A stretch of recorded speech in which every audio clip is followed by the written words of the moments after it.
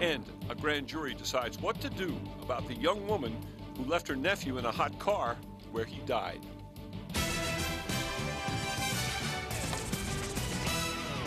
Her attorney tried to keep her in jail, and now it appears she will stay there. News 13 has learned that an Albuquerque grand jury has indicted Sandra Rodriguez-Miramontes. Here's Alex Goldsmith. Alex?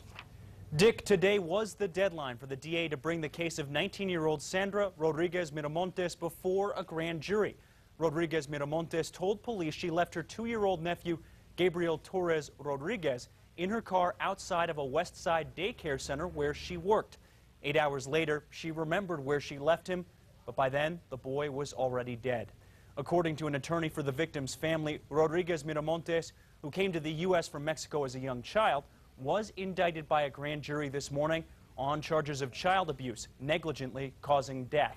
Yesterday, her attorney told us he was fighting to keep her locked up at MDC because if she were released, she would likely be transferred to an ICE facility in El Paso for an immigration hearing. The little boy's family is pushing for the charges to be dropped while trying to keep Rodriguez-Miramontes in the country, issues that may have to be settled simultaneously. They are conscious of the immigration consequences, but the priority is dealing with the criminal consequences. Rodriguez-Miramontes would appear to qualify for an Obama directive which allows undocumented immigrants brought to the country at a young age who are in school or have graduated high school and do not have a substantial criminal record to stay in the U.S. The DA's office and Miramontes' attorney declined to comment because the indictment is confidential until it's been filed in court. That's expected to happen tomorrow. Back to you, Dick.